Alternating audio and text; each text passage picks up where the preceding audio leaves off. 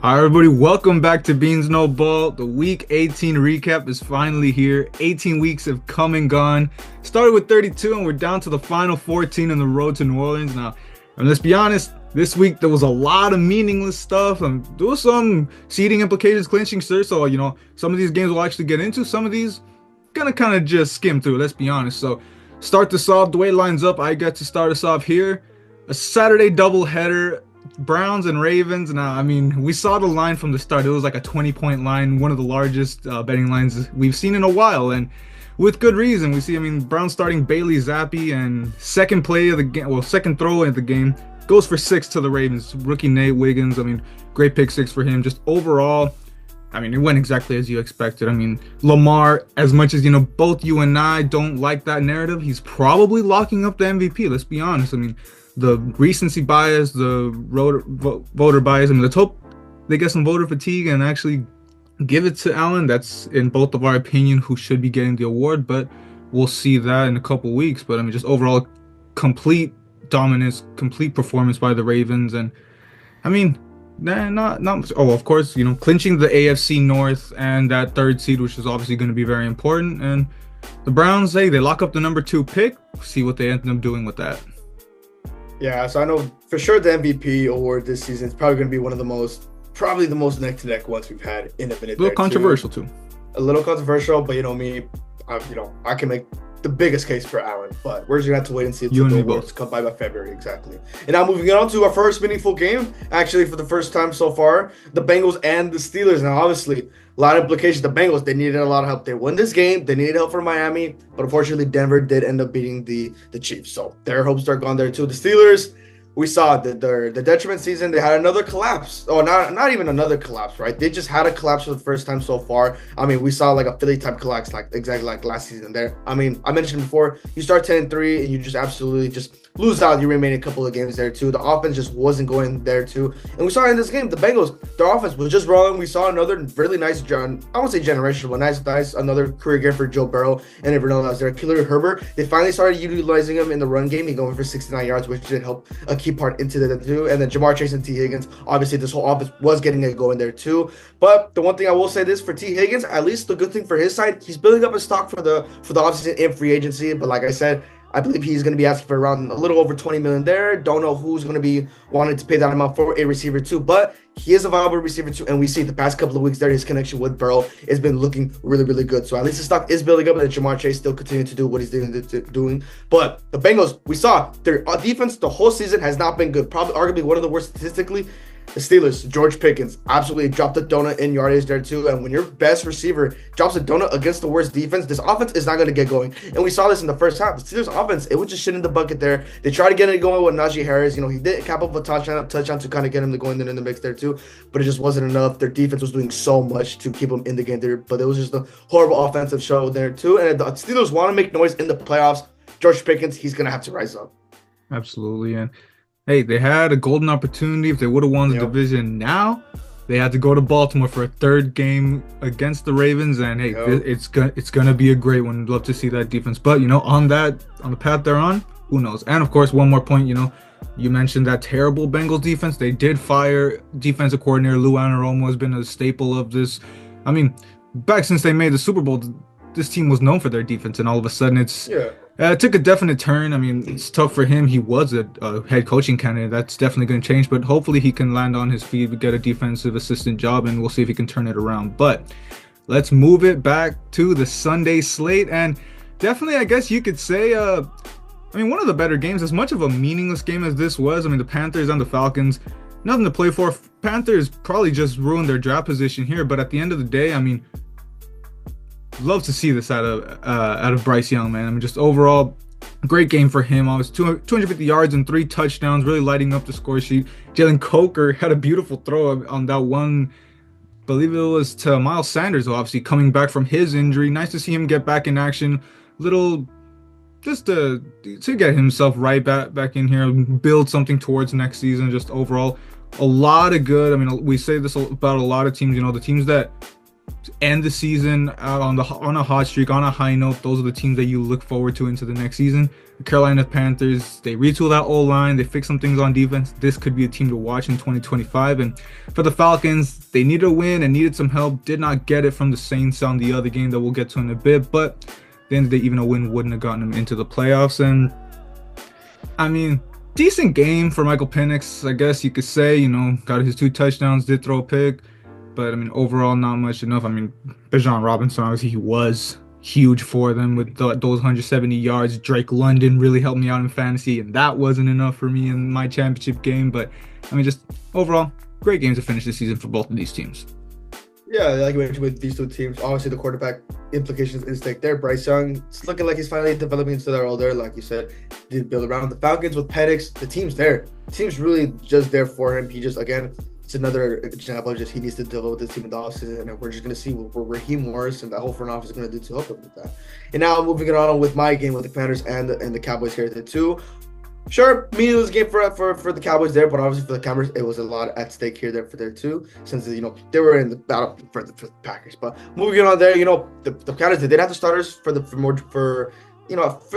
little portion of the game with Jaden Daniels there, and that defense for the Cowboys, Micah Parsons. I mean, the first three plays, he already had 2 sacks there. So this defense, they were playing with a lot of heart out there. This wasn't a meaningless game to them there too, but in reality, it really was there. But with the Commanders, Mariota, he really came in, and thankfully, I could say thank you for cooking us. So we locked up the 12th spot in the draft there too. But Mariota, it was nice to see him balling out against this, against my Cowboys. I guess he's the most there too. Really didn't like that for the most part. It's a little bittersweet there, but for draft stake, I really did like that there too. But we love Mariota. We love watching him growing up. It just sucks to see that he didn't play off to what he wanted to in Tennessee there too. But this whole Commanders team. But I will say this, with how depleted this Cowboys team is, how weak we've been, with all the injuries we got. I'm still worried for this Commanders team coming into the playoffs there because, again, there's another example. If they want to make noise, they're going to have to get going early there, too. And we saw with Jaden Daniels, the first couple of plays there, too. The Cowboys defense was getting to his face there, too. They're going against Philadelphia on the road. So we're going to have to see what noise they're going to have to make. Another divisional matchup. We're going to – Tampa Bay. And we see Tampa, they're hot. They're fire. Baker's hot. Mike Evans is hot. This whole team is hot there, too. So if they want to make noise, they're going to have to go into Tampa, and they're going to have to make a lot there, too. As for the Cowboys, we finally saw Trey Lance making his first career start. I'm not going to lie. It was a pretty decent start. He had a lot of missed throws, but again, not having that playing time there, too. And I'm going to say, he's locked in Dallas. I mean, I would love to see Trey Lance, strive somewhere else other than the Cowboys there, too. But if he can be a viable backup first, which we saw in this game here, too, I would love to keep Lance there, too. But as for the Cowboys, I'm pretty sure they just sold on the final game of the draft. They sold on purpose for the draft spot. I'm not gonna be mad about that there too. But McCarthy, final point there. I don't think they did, but yeah. Say what you want. But as for McCarthy, I know I'm dragging this a little bit there, but for McCarthy, it looks like this was his final game in Dallas there too. So now the front office is gonna have to do a lot of searching for the head coach. Yeah, which I mean, I actually haven't been keeping up with the reports. I mean, maybe we'll definitely get into that. Maybe give a specific video for coaching moves coming into this. But also, I mean, yeah, I definitely see all you're saying. There are some concerns for the Commanders, but at the end of the day, I wouldn't be too worried, especially when we look at that Tampa defense, which a lot of that we'll get into through the wild card preview. But move it into the Bears and the Packers, and for the first time in 5 years or. No, was it more than 5 years? 7 years.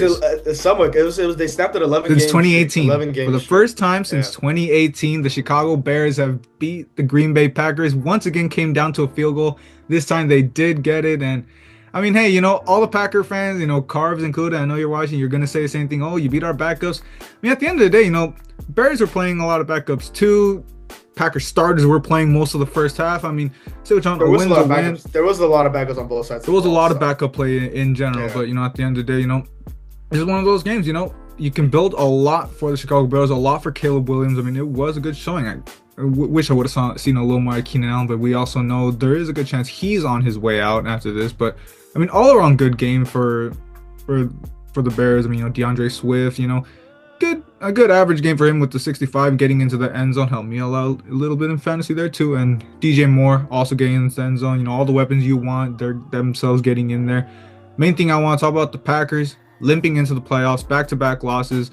The Viking one, they put up a fight, sure, but in this one to lose, end up 1-5 in the division. I mean, so much you could say about this. You're not only limping into the playoffs, but going into Philly against, I mean, sure, we'll wait and see on the Jalen Hurts situation, but going the same team that you played week 1 and obviously without Jordan Love throughout that game-winning drive, sure, but it's going to be a tough one. And I mean, I'm a little worried about this team.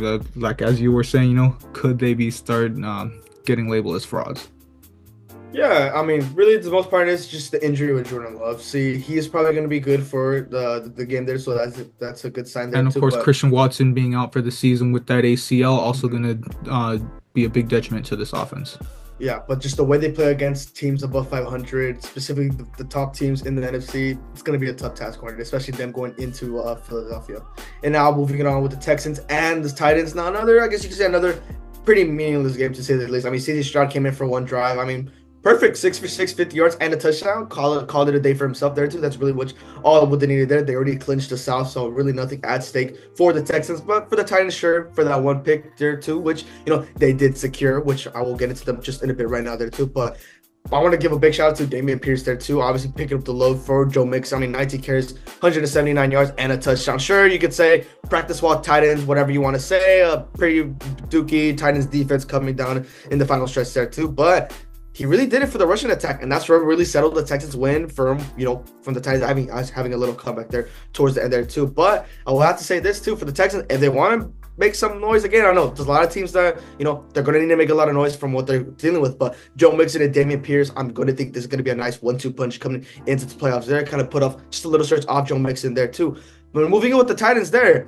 It looks like they're done with Will Levis there too. He had a pretty decent game there too. But coming to the draft, the Titans, they are eyeing Cam Ward specifically for their number 1 pick there too. Since he, I guess, in their eyes, they see him as probably the only first-round caliber quarterback coming into this draft there too. I know the quarterback selections are kind of weak this year there too, but looks like the Willis train is over for Tennessee, and looks like Cam Ward could potentially be the next starting quarterback for the Titans there. But with the team built around them, you would want the Titans to probably focus on that O-line, because ain't no quarterback going to survive with that horrible offensive line there too. Could I Will Campbell for them, but we'll have to see when it comes towards in March there too. But again, another meaningless game to say the least there too. But the Texans, they're going to need a lot of regrouping come playoff time. Absolutely. With the Chargers hitting into Houston, that's definitely going to be a tough game for them with that defense. And, the Chargers offense definitely picking it up as of late. But keeping it in division, go to the Jaguars and the Colts. And, again, 2 teams out of it. Game that the Colts definitely probably would have wanted to win at this point to, after everything that was said about them, all that stuff. And, of course, the Jaguars would not mind losing this to help their draft position. They go back to, I believe, the 4th or 5th spot. So keep a top 5 pick for this draft. Definitely going to be important. See if they can, probably out of the Travis Hunter sweepstakes, but we'll see what they're able to do.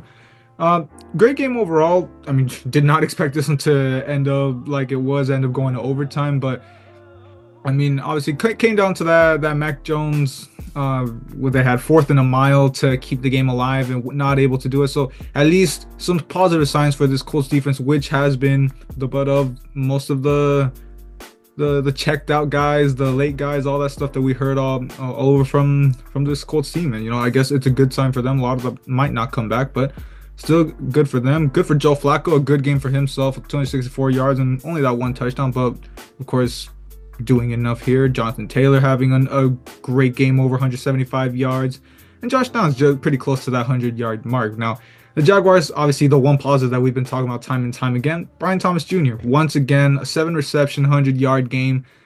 The one bright spot that they're going to be looking at once Trevor gets back in the mix next season, and whoever they take with that top 5 pick, and definitely a pretty stout option for any coaching candidate that's coming, as they just got rid of Doug Peterson. The one thing I do say, not getting rid of Trent Baalke is probably going to be a pretty bad decision going into it. He's been a detriment to the building of this team, and I think having him around is going to stunt the growth. Yeah, this whole Jaguars team, it's just not looking good. I mean, like you said, Brian Thomas is only the bright spot there. With Trevor Lawrence going to come back next season, that's going to be the one and done season to see if Trevor Lawrence is going to stick around. Now moving on with the Bills and the Patriots. Now again, this is probably the most meaningless game so far this week. This is the Kendall Hilton game. I mean not Kendall, excuse me, Joe Milton, excuse me. This was the Joe Milton game. I mean, we saw 22 for 29 on pass attempts, 241 yards and a touchdown. He was just a dog this whole game there too. I mean, sure, it was against the Bills, practice squad guys, their backups there too. But I mean, the Patriots, they had nothing to lose at all whatsoever other than the draft spot there too. But he had a great game, absolutely great game. I was seeing a lot of shades of Cam Newton, the way he was rolling in the pocket there too, with, running for his life with most of the plays here there too, and a touchdown to Booty. I mean, it was just beautiful. I mean, just watching him play there. I mean, him coming out of Tennessee, I know a lot of people had a lot of bright spots for him there too. But I think he's just gonna roll his way as a backup for the Patriots there too, or maybe who knows if he could roll away with another team, potentially be a starter for them too. But that's obviously a really big stretch because, like I said, he did play the Bills practice squad there too. But now moving into the offseason with the Patriots, Drake May is going to be your starter, and we've been mentioning this for the most part. You just got to build around him. The defense is already looking good for the most part with the guys like you got guys like Gonzo there too. You just got to build around that offense there too. Maybe Kayshon Boutte could be their viable receiver one there, but I was still looking to some offensive weapons coming into this draft. Yeah, absolutely. And firing Gerard Mayo, so another possible. I would definitely say a good spot to land.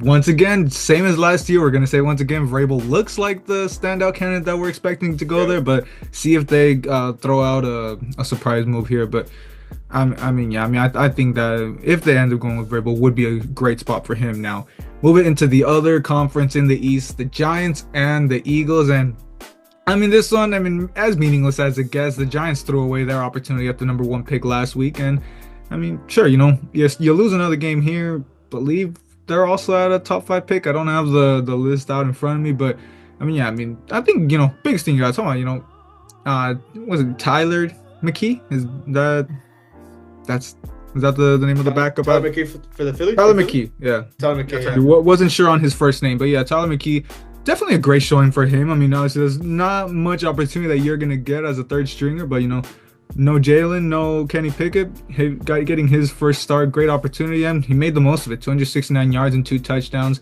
Definitely playing a phenomenal game for himself. Will Shipley. Tanner McKee. Little correction there. Tanner, there we go. Tanner, I knew Tyler didn't sound right, but yeah. Will Shipley, a great game for him on the ground. Not the best here, but he made his opportunity, getting 3.2 yards per carry. And Jahan Dotson hasn't lived up to the trade that once they brought him in, but a decent game for himself, almost cracking 100 yards.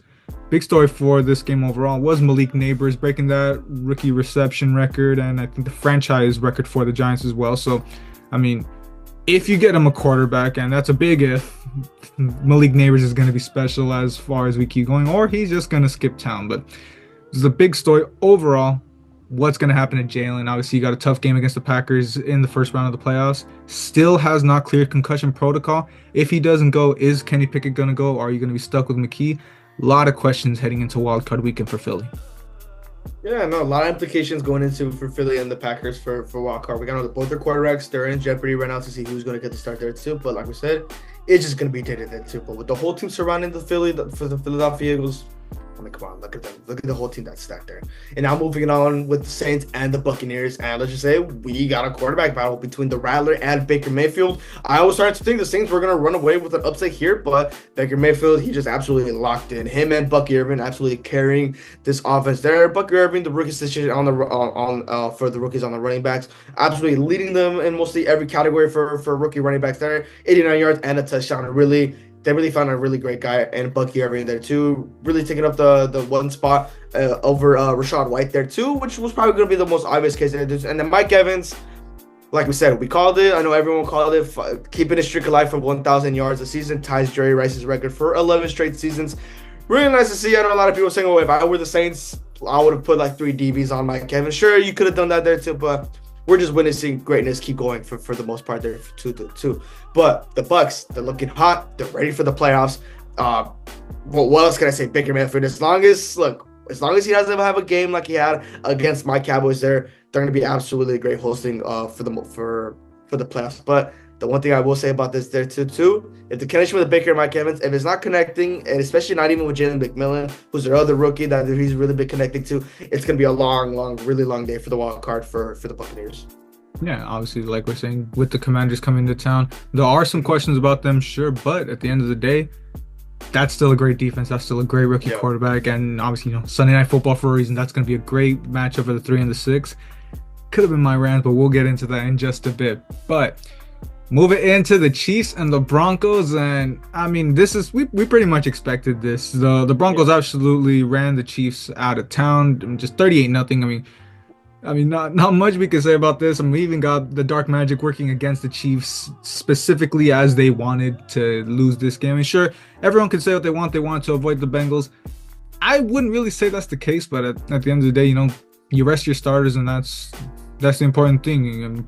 You get 2 free weeks for all your guys. And for the Broncos, the important thing, first playoff appearance since 2015, since your Super Bowl and Super Bowl 50. I mean, not much I could say. I mean, it's honestly insane. Seeing the Broncos back in the playoffs, just crazy for that. And I mean, Bo Nix, I mean, can't say enough about him. Any other year he probably would have been the rookie of the year, but of course with the season Jaden Daniels having gonna outpace him. But just in general, I mean, not much to actually get into, not much of a game here, but obviously minor, I guess, if you want to call it, playoff implications here. Denver's got a tough game against Buffalo next week, and we'll get into a lot of that into our next video. Yeah, Bo Nix absolutely being one of the greatest sensations on that Broncos offense. Let's see if he's going to be able to make a run there. That would also be a very great storybook to tell them too. Now, keeping it in the division with the Chargers and the Raiders there too. Now, regardless of the pretty slow start the Chargers did have against this Raiders team, Justin Herbert, he just fired back completely in the second half there. I mean, put up another absolute banger. 346 yards and 2 touchdowns. I mean, sure, it's against this Raiders team, but you got to understand their defense has been pretty much picking up the load for this Raiders team for the most part. That Raiders are very young, nice, young Raiders defense. It's been pretty much doing it for this offense there too. Got to give credit to the offense for the Raiders as well there too. They tried putting their own there. Aaron O'Connell, him having a legacy game with him and Jacoby Myers. I mean, him going for 123 yards and a touchdown. Jacoby Myers, really nice to see. And then Brock Bowers, the other rookie sensation, I mean, broke the record for most rookie receptions there, which Neighbors did break earlier in the season there, but Brock Bowers did get the better part of it there. The Raiders, they found probably going to be one of the future top tight ends in the league there too. I mean, we're just witnessing, again, greatness in the making there too. But for the playoff team, the Chargers finishing off 11-6, like we said, their playoff record, a lot at stake here. And Quentin Johnston, 186 yards, one final point there to make too. If he's been playing like this all season, the Chargers could have walked away with probably a higher seed there too. But Quentin Johnston and Ladd McConkey, both these two guys on that offense, is going to be the difference maker if they want to make far in the playoffs.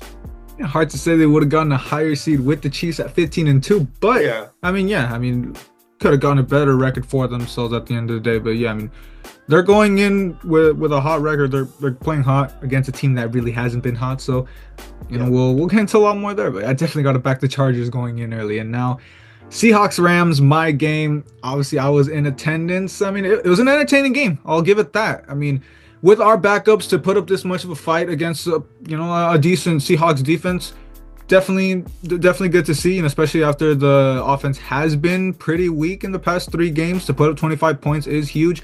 And sure, you give up 30 points against a non-playoff team, a Geno Smith-led team, but overall throughout the game, a lot of great defensive play. Sure, there was a couple chunk plays, a couple busted coverages, but that happens.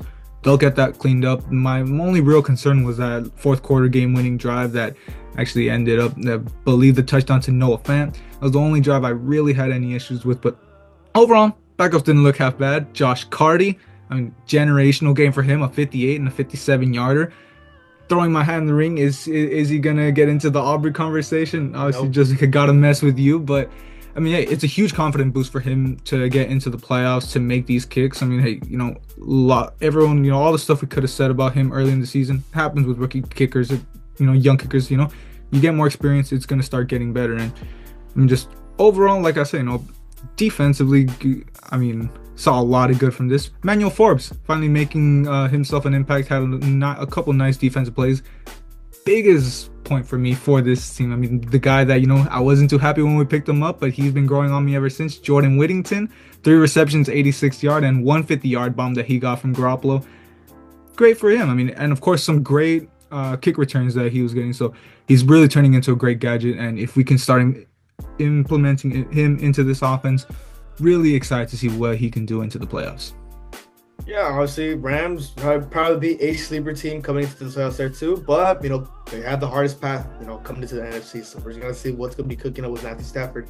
And now moving on with the Dolphins and the Jets. Now for the first part, this was kind of meaningless, at one end there too, but a lot of storylines to get into this. Now obviously the Dolphins, they needed a win to keep their hopes alive there too. But unfortunately, Aaron Rodgers, we saw vintage Rodgers and Davante Adams coming into this game too.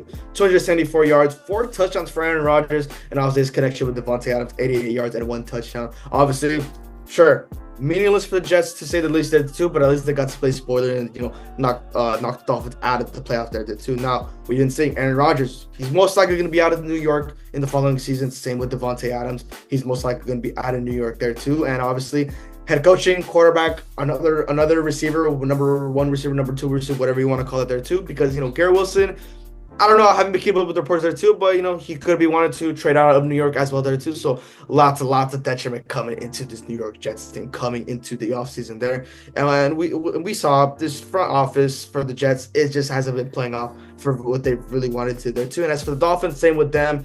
Tyreek Hill absolutely gave up with them on the fourth quarter there too. I mean, come on. You came into one of the best receivers in the league, being one of the more deeper receivers in the league. Starting to get yourself a little bit more hate on. It sucks to see there. I know Micah Parsons shot his shot at Tyreek a little earlier to join the Cowboys. I mean, Micah, you got to realize if he joins the Cowboys, you're gone. We don't got that type of money to sign Tyreek Hill. But obviously, this was just really, really unprofessional to see coming out of Tyreek Hill there too. Obviously, having Farrell on Twitter there too. So obviously, a lot of detriments coming into both these teams for the Dolphins and the Jets coming into the offseason. Yeah, absolutely. I mean, sure, like you said, that slim outside shot for them and performance like this was not going to cut it, even if they would have gotten help from the Broncos. But, it's tough to see who's really going to want Tyreek Hill, especially to pay him that type of money. But we'll wait and see what ends up happening this offseason. But second to last game of the regular season, 49ers and Cardinals. And, another absolutely meaningless game. Not going to get too much into this one here. Niners starting Josh Dobbs. Decent game, I guess, aside from those 2 interceptions with 326 yards. And overall, Ricky Pearsall, having a nice little resurgence late in the season. Once again in the end zone, almost 70 yards. Biggest thing for this one, Kyler Murray. 240 yards, 4 touchdowns.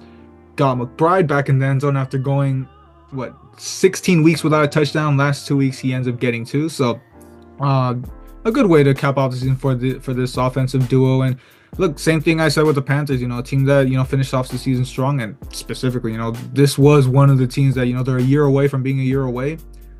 The Cardinals definitely a team to look out for. I know you expected them to be a playoff team. This is exactly what I said to you. Now, I think I got a little bit off on their record specifically. I think I was off by 1 game, but I expected them to be one of those scary teams. And by next year, they're really going to be a scary team. And look, they're coming into the NFC West playoff picture into 2025. Definitely going to be a team to be worried about.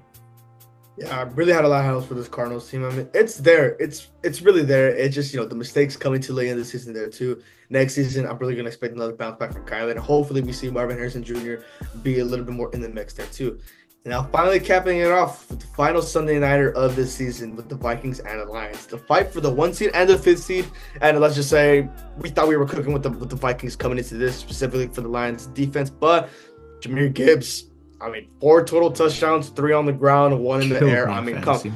Yeah, I know how much you really complain about that in our group chat, which really sucked to see. And at least it's nice for the most part that, him not having Monty was going to be a really huge detriment to Gibbs. We saw, I even said, I hope this isn't a Pollard situation where he didn't have Zeke and obviously had a down year for him too. For Gibbs, it's not looking like that. He's working his way up as one of the top running backs in the league. He's already top 5, could even be, moving into the mix, the top 3 there too. But, that could be, a conversation for a different day too. This whole offense was just rolling. But for the Vikings, Sam Darnold had another shitter. Not even going to sugarcoat it. He had a shitter. This Brian Flores defense was putting up a lot of bangers against this Lions offense to an extent. Come on, you get in the red zone 4 times, more than 4 times. You cock up only 9 points, and the turnover battle, it was really nice to see. The Vikings forced 2 interceptions on Jared Goff. This offense just wasn't getting it going, and then Amik Robertson just out of nowhere drops some lore. Oh yeah, I guarded Jefferson in high school. Put me on him. Okay, and for the end, he locked him up. You lock up arguably the number 1 receiver in the league there, and it really paid off there too, right? But like I said there too, you can make the example. Oh, Jefferson was cooking up. Dahl just had a shitter. When you're really looking at it, for the most part, Amik Robertson, he did lock him up, and Honestly, a lot of people they're gonna be in and out, but let's be real. You locked up the number one receiver in the league. I know a lot of people they're gonna be in defense of that there too. But the Lions they got the 1 seed. I called it the prediction for the most part. They called it there, but for the Vikings, they're gonna be traveling to SoFi against your Rams, and we already saw this matchup early in the season there too. Let's see if it could be a repeat or a different outcome. Yeah, absolutely. I mean, the way they finished the season, definitely gives you hope. You got two ways to look at it. Are we going to put them out of the misery like the Bucks did to the Eagles last year? Or are they going to come out with a vengeance and give us a really good game? I mean, I'm definitely expecting the second one. It's going to be a dogfight. I will be at SoFi. It's going to be a phenomenal showing. And I can't wait. Monday Night Football on that. That's going to wrap this up for our games for Week 18. Have the bracket right here. Definitely going to be a phenomenal playoff that we're going to get into. Unfortunately, Christian, your Cowboys are not in it for the first time that we're covering this. So, I mean, we'll see. We'll see who you end up picking. You won't be able to go full bias with your Cowboys, and we'll get our wild card and full playoff preview coming out some point later this week. And actually, before we go, can't go without saying this. Finally, the end through 18 weeks. I go back to back, go up 2-1 total on our full year predictions.